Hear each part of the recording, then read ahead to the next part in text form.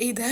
يعني احنا هنرجع نشوف حمدي فتحي ومحمد عبد المنعم بيلعبوا تاني في النادي الاهلي مع بعض؟ انا حاسه ان انا بحلم. حبايب قلب خوخه، الفيديو ده هنعرف فيه كل صفقات النادي الاهلي اللي جاي واللي رايح، يعني اللي راجعين تاني النادي الاهلي واللي ماشيين من النادي الاهلي. حبيت ابتدلكوا الفيديو باكتر سؤال بيتسأل، وهو يا خوخه، هو محمد عبد المنعم راجع تاني فعلا النادي الاهلي ولا لا؟ وعلشان انا بقالي فتره مش متاكده من الخبر، فالنهارده الصبح صحيت على خبر من كابتن احمد شوبير ان محمد عبد المنعم راجع تاني فعلا النادي الاهلي. عشان اقول لكم ادق التفاصيل واللي اتقال بالسنتوفه، عشان انا بتاعت السنتوفه الصراحه، ان كابتن احمد شوبير طلع وقال ان محمد عبد المنعم مش مرتاح في نادي نيس، وفي اتجاه لفسخ تعاقده مع نادي نيس، ولو حتى ما تمش فسخ تعاقده مع نادي نيس وهيرجع في شهر يناير القادم اللي هو الشهر الجاي، يرجع تاني عادي للنادي الاهلي كبيع نهائي. هو كده كده جاي كاس العالم للانديه. يعني ايه يا خلود؟ احنا مش فاهمين حاجه. يعني محمد عبد المنعم الكلام اللي داير ان هو هيفسخ عقده مع نادي نيس ويرجع تاني النادي الاهلي شهر واحد ويبقى ملك للنادي الاهلي. طب لو الكلام ده ما حصلش والحوار باظ مع نادي نيس ونادي نيس مش هيفسخ عقده معاه، فهيجي شهر 6 الجاي يلعب شهر كاس العالم للانديه مع الاهلي كاعار. يعني كده كده جاي وهنشوف طبعا. وكده كده حمدي فتحي جاي الشهر بتاع كاس العالم للانديه، فان شاء الله هنشوف الثنائي مع بعض في النادي الاهلي من تاني. اما عن محمود حسن تريزيجيه، الاهلي بيتواصل لضم محمود حسن تريزيجيه بدايه من الموسم المقبل، وسكه ودغري اتفقوا ان هو يعود تاني للنادي الاهلي. مقابل كام؟ مقابل 1,300,000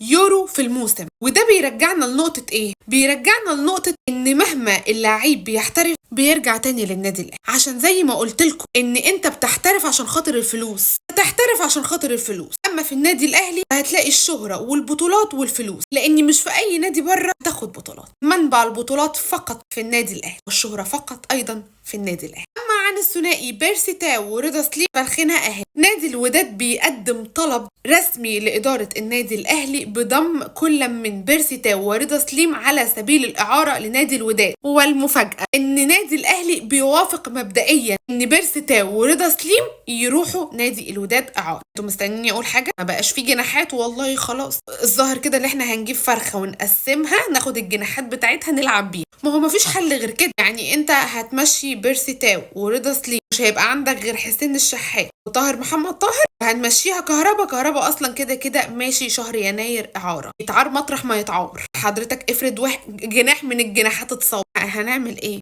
احنا ماشيين للاخر مع النادي الاهلي، اكيد هيجيبوا صفقه جناحات اكيد. اما عن كريم نيدفيد، فالنادي الاهلي بيوافق مبدئيا على بيع كريم نيدفيد الى نادي زد. اما عن كريم الدبيس، انا خليتكم الكريمين في الاخر. كريم الدبيس جاله عرض من نادي برتغالي على سبيل الاعاره، والاهلي بيوافق مبدئيا على اعاره كريم الدبيس 6 شهور لنادي برتغالي. انا عاوزه اعرف بقى مين اللاعب اللي انتم موافقين ان هو يمشي، ومين اللاعب اللي انتم عاوزينه يجي. انا عارفه محمد عبد المنعم في الاساس الاول. بصراحه كده انا شايفه ان بيت محمد عبد المنعم بيناديه الغربه والشحططه مش ليه.